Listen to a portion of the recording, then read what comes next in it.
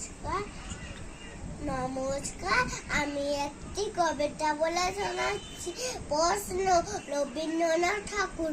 মা গো, আমায় ছুটি দিতে বল, সকাল থেকে পড়েছি যে মেলা।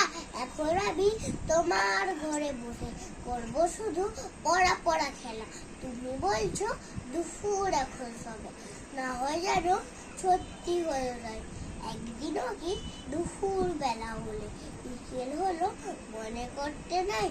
আমি তবে ভাবতে পারি বলি, সূর্যি ডুবে গেছে বাতের শেষে।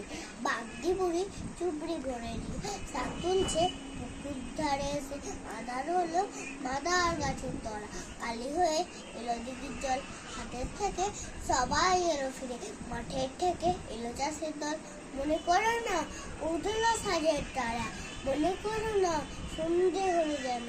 রাতের বেলা দুপুর যদি হয়, দুপুর বেলা রাত হবে না কেন? নমস্কার।